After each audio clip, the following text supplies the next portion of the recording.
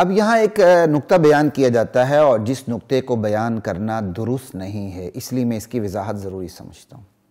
اور یہ نقطہ بیان کیا جاتا ہے صحیح بخاری کی اس حدیث کے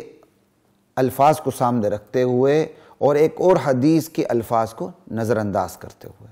ظاہر الفاظ یہ، آپ یہ ذرا تھوڑا سا دیکھیں، ابن عباس فرماتے ہیں جب وہ اپنے دونوں ہونٹوں کو حرکت دیا کرتے تھے نبی علیہ السلام کی حرکت کو کاپی کرتے ہوئے، تو ابن عباس فرماتے ہیں فَأَنَا أُحَرِّكُهُمَا لَكُمْ كَمَا كَانَ رسول اللہ صلی اللہ علیہ وسلم يُحَرِّكُهُمَا، کہ میں تمہارے لیے اپنے ہونٹوں کو حرکت دیتا ہوں جیسے کہ رسول کریم اپنے دونوں ہونٹوں کو نزول وحی قرآن کے وقت حرکت دیا کرتے تھے۔ اب دیکھیں یہاں رأیتو کا لفظ نہیں ہے، ابن عباس نے یہ نہیں فرمایا کہ میں اپنے ہونٹوں کو یوں حرکت دیتا ہوں جیسا کہ میں نے رسول اللہ کو ہونٹوں کو حرکت کرتے دیکھا تھا۔ یہ دیکھا تھا یہ نہیں ہے، بلکہ یہ اس طرح آپ نے فرمایا، یہ مضمون نہیں ہے، بلکہ مضمون یہ ہے میں تمہارے لیے اپنے ہونٹوں کو یوں حرکت دیتا ہوں جیسے نبی علیہ السلام حرکت دیا کرتے تھے۔ یہ نہیں کہا کہ جیسا کہ نبی علیہ السلام کو میں نے حرکت کرتے دیکھا، جبکہ سعید بن جبیر حضرت ابن عباس کو چونکہ انہوں نے دیکھا تھا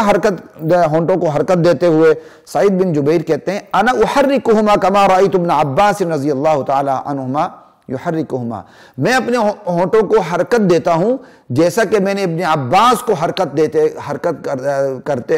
دیتے دیکھا دونوں ہونٹوں کو۔ تو چونکہ سعید بن جبیر نے ابن عباس کو دیکھا تھا ہونٹوں کو حرکت دیتے ہوئے، تو اس لیے آگے انہوں نے اپنے شاگردوں کو نقل کرتے ہوئے بھی رأیتو کا لفظ استعمال کیا، جیسا کہ میں نے دیکھا ابن عباس کو ہونٹوں کو حرکت دیتے ہوئے۔ چونکہ ابن عباس پیدا نہیں ہوئے تھے بلکہ انہوں نے حضور سے سنا تھا بعد میں، تو اس لیے انہوں نے رأیتو کا لفظ استعمال نہیں کیا۔ یہ نہیں فرمایا ابن عباس نے کہ میں نے نبی علیہ السلام کو نزول وحی قرآن کے وقت ہونٹوں کو حرکت کرتے دیکھا تھا، اسی طرح میں جیسے دیکھا تھا ویسے حرکت دینے لگا ہوں، یہ نہیں فرمایا، بلکہ یہ فرمایا کہ جیسے کہ نبی علیہ السلام اپنے ہونٹوں کو حرکت دیا کرتے تھے، میں بھی تمہارے سامنے نبی علیہ السلام کو کاپی کرتے ہوئے حرکت دینے لگا ہوں۔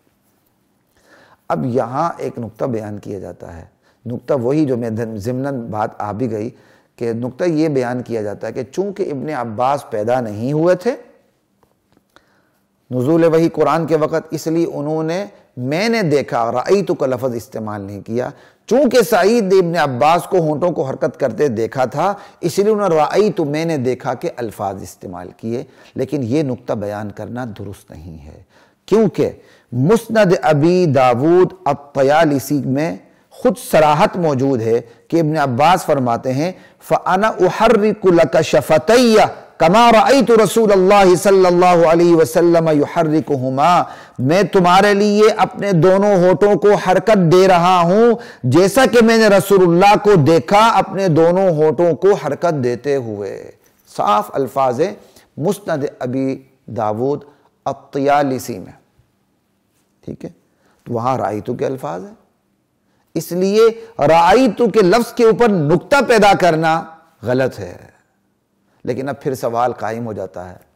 کہ بھائی ابن عباس نے کیسے دیکھ لیے نبی علیہ السلام کو ہونٹوں کو حرکت دیتے ہوئے نزول وحی قرآن کے وقت؟ اس وقت تو آپ پیدا ہی نہیں ہوئے تھے، آپ تو جیسا کہ فتح الباری میں لکھا ہے ہجرت سے 3 سال پہلے پیدا ہوئے تھے۔ تو جواب پہلے میں ایک مضمون نے دے چکا ہوں، جواب یہی ہے نزول وحی کے وقت تو نہیں دیکھا تھا، بعد میں کسی موقع پر ابن عباس رضی اللہ تعالیٰ عنہ کو وہ واقعہ بیان کرتے ہوئے اللہ کے نبی نے اپنے ہونٹوں کو حرکت دے کے بتایا تھا کہ میں یوں حرکت دیا کرتا تھا، اس لیے ابن عباس رضی اللہ تعالیٰ عنہما نے باقاعدہ یہ کہا کہ میں نے نبی علیہ السلام کو اپنے دونوں ہونٹوں کو حرکت کرتے دیکھا ہے،